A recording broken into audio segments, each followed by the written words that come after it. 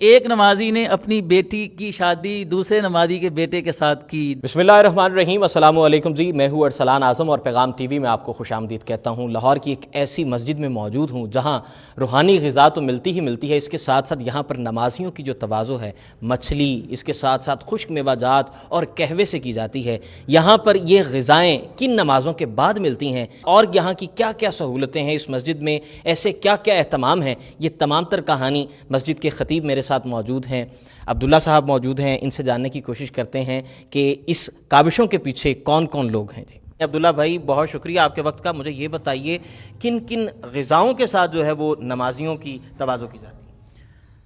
ہے؟ سردیوں میں تو قہوہ ہوتا ہے روزانہ موسم کی مناسبت سے،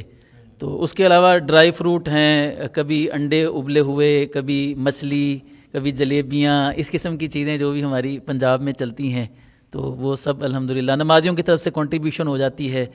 کوئی نمازی کہتے ہیں کہ آج میری طرف سے نمازیوں کو یہ کھلا دیا جائے، تو یہ سب سلسلہ چلتا رہتا ہے۔ اچھا، مجھے یہ بتائیے کہ یہ سب سے پہلے یہ انیشیٹو، یہ سٹیپ، یہ آئیڈیا کہاں سے آیا؟ کس نے جو ہے آپ کو زیادہ جو ہے اس جانب آنے کا کہا؟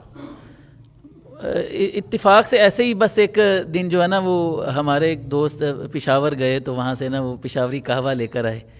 تو گھر میں استعمال کرتے رہے، تو ایک دن سوچا کہ چلے نمازیوں کو نا پلا دیتے ہیں۔ تو انہوں نے ایک دن بنا کر، یہ 3-4 سال پہلے کی بات ہے جب سے ہی ہم نے شروع کیا ہوا ہے، تو وہ ایک دن نمازیوں کو یہ پلایا، تو نمازی جناب بڑے خوش ہوئے پی کر، تو سوچا کہ یہ روزانہ ہی کیوں نہ ہو جائے۔ سب سے زیادہ رش کس نماز کے بعد ہوتا ہے؟ کیا یہ کھانا پینا، کیا یہ دعوت کا سلسلہ ہر نماز کے بعد ہے یا کسی مخصوص نماز کے بعد؟ عشاء کی نماز کے بعد ہے، لیکن جو نمازیوں کی تعداد ہے وہ الحمدللہ ہماری ہر نماز میں بہترین ہے، مطلب فجر کی نماز میں بھی۔ اگر ہم بچوں کی بھی بات کرتے ہیں، آپ نے یہاں بھی عشاء کی نماز میں ماشاءاللہ بچوں کی تعداد دیکھی، تو فجر میں بھی الحمدللہ ہماری آدھی صف جو ہے وہ بچوں کی ہو جاتی ہے الحمدللہ۔ تو اس میں اساتذہ کی محنت ہے۔ ہمارے یہاں پہ نا مغرب کی نماز کے بعد اصل میں ناظرہ کی کلاس کا اہتمام ہے، جس میں 4 قرۂ کرام پڑھاتے ہیں۔ ہمارے پاس 125 تقریباً بچہ ہے، تو 4 اساتذہ کے 4 حلقے یہاں پر جو ہے نا ناظرے کے لگتے ہیں، تو اساتذہ کا بچوں کے ساتھ لگاؤ، شفقت، اور قرآن پڑھانے کے ساتھ ساتھ ہم دعائیں سکھاتے ہیں بچوں کو۔ ایک کتابچہ سامنے بنایا ہوا ہے، اس میں بچوں کو دعائیں ہیں، نماز ہیں، احادیث ہیں مختصر سی، اور اس کے بعد جو جمعرات ہوتی ہے ہماری، اس میں ہر جمعرات کو ہمارا بزم ادب ہوتا ہے، اس میں بچے تلاوت کرتے ہیں، نعت پڑھتے ہیں، تقریریں کرتے ہیں اردو میں، انگلش میں، جی تجوید کا سے، یہ ساری چیزیں جو ہیں، تو چھوٹے چھوٹے بچے جو ہیں نا وہ ماشاءاللہ ایک بڑا دل لگا ہوا ہے مسجد کے ساتھ۔ عام مطلب اگر ہم دیکھیں تو بچے مسجد میں جاتے ہوئے ہچکچاتے ہیں کہ انہیں وہاں پر وہ ماحول نہیں ملتا ہے، تو یہاں آپ دیکھیں کہ بچے، آپ نے دیکھا ماشاءاللہ بھی نماز کے بعد کس طرح بچوں کو ایک ایسا ایک الگ سے انوائرمنٹ ملا ہوا ہے کہ وہ آپس میں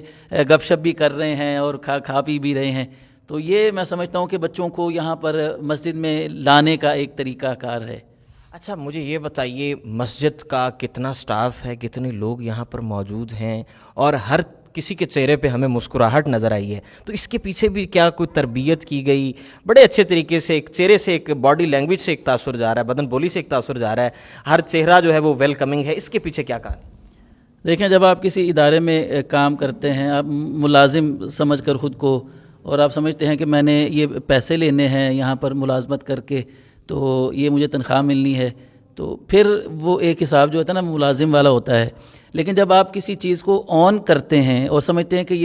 یہ میری جو تنخواہ میں لے رہا ہوں یہ کام کر کے، یہ تنخواہ تو کچھ بھی نہیں ہے، میں اللہ کے لیے کام کر رہا ہوں، خلوص جو ہوتا ہے،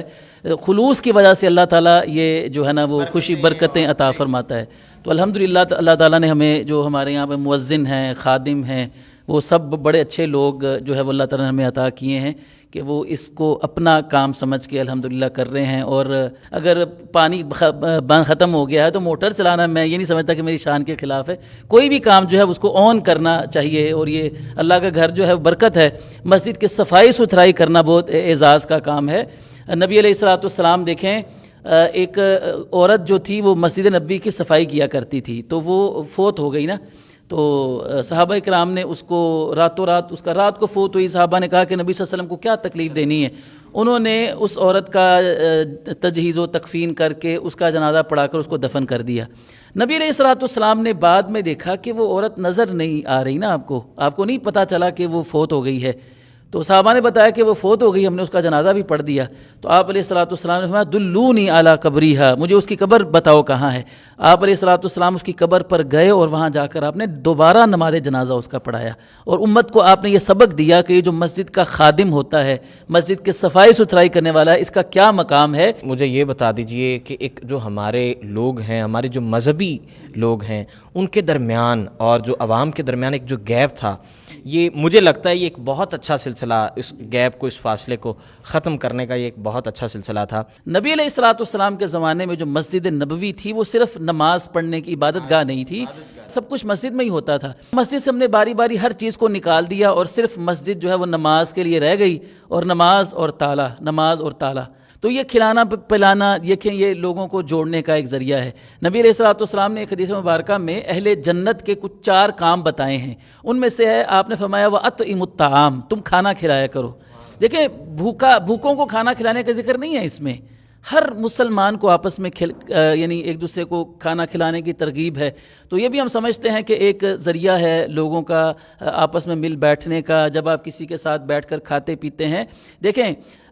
بچے جب آپس میں، آپ نے بھی یہاں دیکھا، بیٹھ کر جب کھاتے ہیں، کھانے کے آداب وہ سیکھتے ہیں، مجلس کے آداب سیکھتے ہیں، دینی تربیت کے ساتھ دنیاوی تربیت۔ جی آپ مجلس کے آداب ہیں، گفتگو کے آداب ہیں، وہ ایک ماحول یعنی جی ان کو یہاں ملتا ہے۔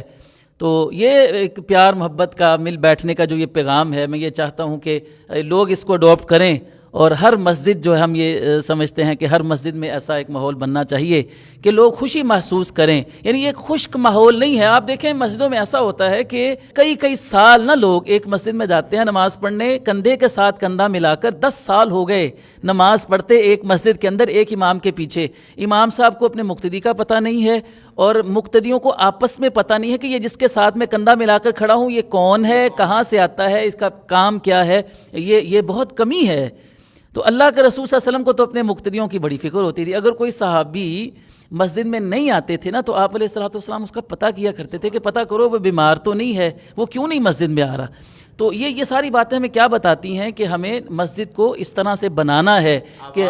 جی آباد کرنا ہے، تعلق آپس میں قائم کرنا ہے۔ آپ کو میں مزے کی بات بتاؤں کہ ہمارے مسجد میں یہ ماحول کریٹ کرنے کی وجہ سے، یعنی یہ آپس میں اتنا، یعنی نمازیوں کا پیار محبت، آپس میں الفت، اس کی وجہ سے ایک ایسے کئی واقعات ہماری مسجد میں ہوئے کہ مسجد کے نمازیوں کے درمیان آپس میں رشتے بن گئے، جی رشتے بن گئے۔ ایک نمازی نے اپنی بیٹی کی شادی دوسرے نمازی کے بیٹے کے ساتھ کی، دوسرے نمازی نے اپنی بیٹی کی شادی دوسرے کے بیٹے کے ساتھ کی، یعنی یہ محبت کی وجہ سے، تعلق کی وجہ سے مسجد کے اندر رشتے تک جو ہے نا وہ ہونے لگے۔ تو یہ ساری اس تعلق کی بنیاد پر ہے جو اللہ تعالیٰ نے ہمیں اس اللہ کے گھر میں اکٹھے ہونے کی برکت سے عطا کیا ہے۔ بہت شکریہ جی عبداللہ بھائی آپ کے وقت کا۔ ناظرین، اسلام صرف اور صرف نماز روزہ یہ نہیں، اسلام جو ہے وہ خلق خدا سے محبت کا نام ہے، اور اس طرح کی محبت جو ہے، جس طرح کی آج محبت ہم نے یہاں پہ اس مسجد میں دیکھی ہے، ہم چاہتے ہیں کہ ہمارے پلیٹ فارم سے یہ ایک پیغام بھی جائے، اور جتنے بھی خطیب، جتنے بھی لوگ ہمیں دیکھ رہے ہیں، اس طرح کی محبت ضرور بانٹیں، اپنے حصے کا دیا ضرور جلائیں۔ یہاں پر اپنے میزبان ارسلان اعظم کو اجازت دیجیے، اللہ نگہبان۔